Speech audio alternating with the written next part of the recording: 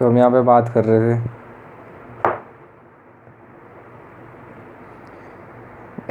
HiO3 क्या करता है, इट कंज्यूम्स HI, तो रिएक्शन फॉरवर्ड डायरेक्शन में जाएगी। और HI क्या है, एक रिड्यूसिंग एजेंट है।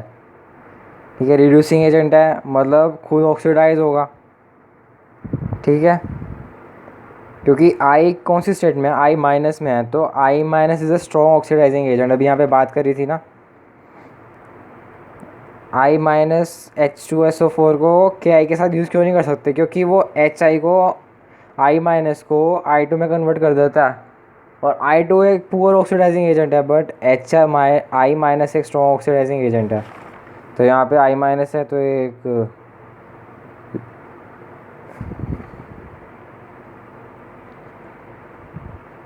सॉरी ये एक रिड्यूसिंग एजेंट है।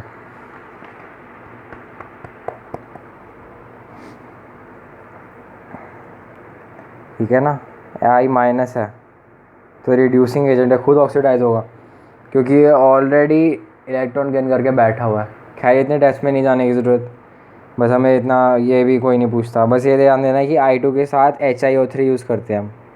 ठीक है, इस बात का ध्यान रखना है बस। आगे देखते हैं।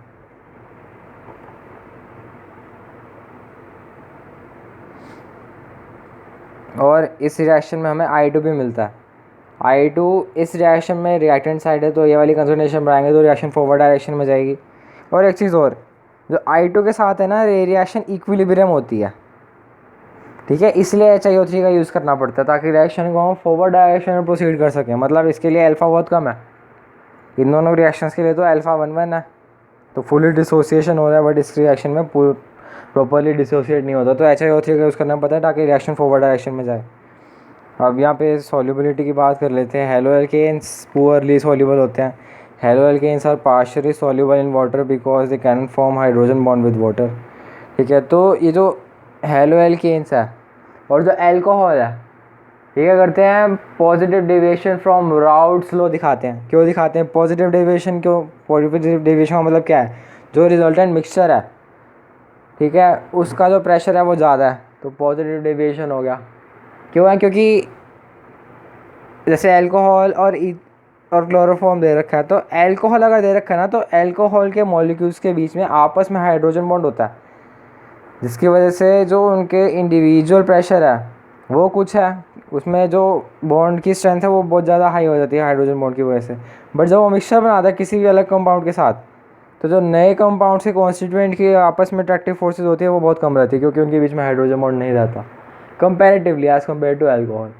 तो वो प्रेशर बढ़ जाता है उनका, क्योंकि अट्रैक्टिव फोर्सेस कम है, तो इसे हम पॉजिटिव डेविएशन कहते हैं। अब यहाँ पर देखने वाली बात है कि haloalkanes are not soluble because they cannot form hydrogen bond with water. ठीक है, हाइड्रोजन बॉन्ड कौन कौन बनाता है, FON बनाता है सिर्फ, बट हम मोस्टली हेलो एल्केन में RCl लेते हैं। अब जैसे जैसे इधर जा रहे हैं, साइज़ बढ़ता जा रहा है, वैन डर वाल्स फोर्स बढ़ती जा रही है, बॉइलिंग पॉइंट बढ़ता जा रहा है। ठीक है, haloalkanes have higher boiling point than normal alkanes as they are polar. ठीक है, अब जो जितना ज़्यादा पोलर होगा उसका बॉइलिंग पॉइंट उतना ज़्यादा होगा, उसकी सॉल्युबिलिटी भी उतनी ज़्यादा होगी। ठीक है, तो ये है इसका सार। अगला पढ़ते हैं हम।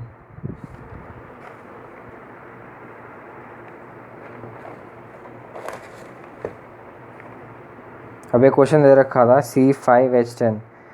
अब ये क्या है, ये एल्कीन है या साइक्लो एल्केन है, ये बात समझ नहीं आ रही। तो अब इसमें दे रखा था कि ये डार्क में रिएक्ट नहीं करता। ठीक है, मतलब इसका जो बॉन्ड है वो बहुत ज़्यादा स्ट्रॉन्ग है, उसे तोड़ने के लिए हमें काफ़ी सारी एनर्जी देनी पड़ेगी। मतलब वो साइक्लिक कंपाउंड की बात कर रहा है, क्योंकि वह अगर एल्कीन होता तो एल्कीन में डबल बॉन्ड है, एक तो सिग्मा बॉन्ड है, दूसरा पाई बॉन्ड है। पाई बॉन्ड वीक होता है कि नहीं होता, क्योंकि वो प्लेन में ओवरलैपिंग की वजह से नहीं बनता। ये तो सिग्मा बॉन्ड बन गया, अब वो फिर पाई बॉन्ड ऐसे बनता है। ठीक है, तो जो पाई बॉन्ड है वो वीकर है, वो डार्क में भी टूट जाएगा, तो उसे एनर्जी देने की ज़रूरत नहीं पड़ेगी। मतलब ये अगर एल्कीन होता तो वो डार्क में रिएक्ट कर जाता, बट यहाँ पर लिखा हुआ है डार्क में रिएक्ट नहीं कर रहा, तो वो साइक्लोएल्केन है। ठीक है, ये था इसका इम्पोर्टेंस। तो देखो अब एल्कीन पर RCl डाला तो मार्कोवनिकोव लग जाएगा, हायर डिग्री पे जाकर Cl चिपक जाएगा। तो अगर HBr विद पेरोक्साइड डाला तो साइड पर आकर चिपक जाएगा Br, तो चिपकेगा क्योंकि एंटी मार्कोवनिकोव फॉलो कर रहा है। अब जो साइड में तभी चिपकेगा जब HBr विद पेरोक्साइड डालेंगे, पेरोक्साइड होना ज़रूरी है। और अगर HBr की जगह HCl हुआ तब भी साइड में आके नहीं चिपकेगा, दोनों की दोनों कंडीशन होनी ज़रूरी है। अगर HCl विद पेरोक्साइड डाला तो भी ऊपर आके जुड़ेगा, बट अगर HBr पर विद पेरोक्साइड है, दोनों दे रखे हैं, तो ही साइड में आके जुड़ेगा Br। ठीक है, अब Br2 को डाल दिया तो डबल बॉन्ड टूटेगा, दोनों तरफ Br आके जुड़ जाएगा। अब NCS और NBS दे रखा है। अब डबल बॉन्ड पर अगर Cl2 दे रखा है विद कुछ घपला, कुछ भी दे रखा है, टेम्परेचर बहुत ज़्यादा दे रखा है, या फिर UV लाइट दे रखी है, UV लाइट का टेम्परेचर भी बहुत ज़्यादा रहता है क्योंकि उसकी फ्रीक्वेंसी ज़्यादा, इंटेंसिटी ज़्यादा है, तो उसमें क्या होगा, साइड में आके चिपक जाएगा, ये बना देगा एराइल। क्योंकि डबल बॉन्ड सिंगल बॉन्ड फिर क्लोरीन आता तो वो विनाइल होता, डबल बॉन्ड सिंगल बॉन्ड फिर सिंगल बॉन्ड के बाद आ रहा है। ठीक है, तो वो है एराइल।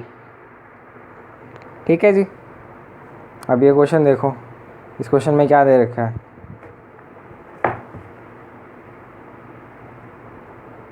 अब इसके ऊपर HCl डाला तो हायर डिग्री पे आके चिपकना चाहिए, बट इसके एडजेसेंट में 3 डिग्री है और ये 2 डिग्री है, तो 3 डिग्री को प्रेफरेंस मिलेगी। Cl यहाँ पर आना चाहिए था, शिफ्ट हाइड्राइड शिफ्ट की वजह से हाइड्रोजन इधर आ जाएगा, यहाँ पे आके Cl चिपक जाएगा।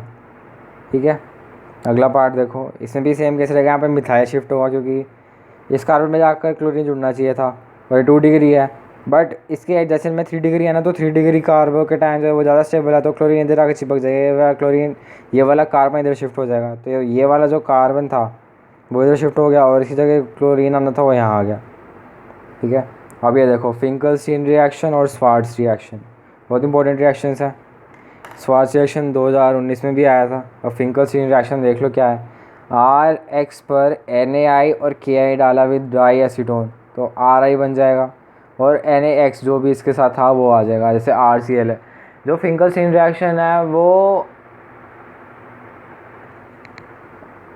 एल्काइल आयोडाइड ऑब्टेन करने के लिए यूज़ होती है। ठीक है, और यहाँ पर ड्राई एसीटोन है क्योंकि कुछ ना कुछ मीडियम तो चाहिए भी हमें, ड्राई एसीटोन ले लेते हैं। Dry medium as reaction do not occur in aqueous medium, ये कुछ नहीं है, किसी काम का नहीं है ये। तो RX पर जैसे RCl पर NaI या KI डाला ड्राई एसीटोन के साथ तो RI बन जाएगा। अब स्वार्ट्ज रिएक्शन में क्या है, RCl या फिर RX पर अगर हमने AgF डाला या फिर Hg2F2 डाला तो F आके चिपक जाएगा, तो स्वार्ट्ज रिएक्शन में हमें एल्काइल फ्लोराइड मिल जाता है। ठीक है जी, जो फिंकलस्टीन रिएक्शन है उसके अंदर हमें क्या मिलेगा, RI मिलेगा। स्वार्ट्ज रिएक्शन उसमें RF मिल जाता है। फिंकलस्टीन में NaI KI यूज़ करते हैं with dry acetone, Swarts reaction में AgF या Hg2F2। ठीक है जी, अब आती है बारी फॉर्मेशन ऑफ एराइल हैलाइड, मतलब एक तो था हेलोएल्केन और दूसरा था हेलोएरीन, ये है हेलोएरीन। कार्बन पर अगर हैलाइड जुड़ा तो उसे हेलोएरीन बोलेंगे। बेंजीन पर जुड़ा हुआ है रिंग पर, ठीक है, बेंजीन रिंग पर। अब अगर सिंपली Cl2 और एनहाइड्रस एफिल Cl3 डाल देंगे तो Cl आके चिपक जाएगा। ऐसे यहाँ पर एक रिएक्शन और था ये वाला। अब यहाँ पर कन्फ्यूजन रहता है भैया कि यहाँ पर CH3 होना चाहिए कि नहीं होना चाहिए। तो जो ऊपर के रिटार्ड रिएक्शन के साथ दे रखे हैं ना, उनमें CH3 होना ज़रूरी है। रिटार्ड रिएक्शन के लिए CH3 होना ज़रूरी है।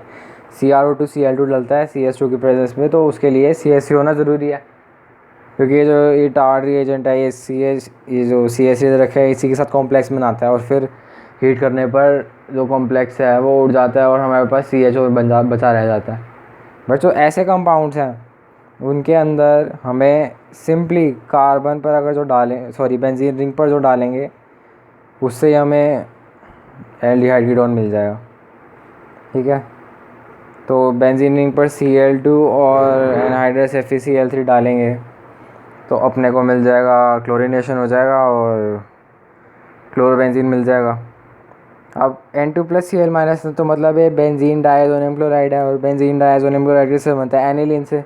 एनिलीन पर NaNO2 और HCl डालेंगे, या फिर HNO2 डालेंगे, क्योंकि NaNO2 और HCl को कंबाइन करेंगे तो NaCl निकल जाएगा, HNO2 बचेगा, तो हमारे पास N2+Cl- आ जाएगा बेंजीन डायज़ोनियम क्लोराइड।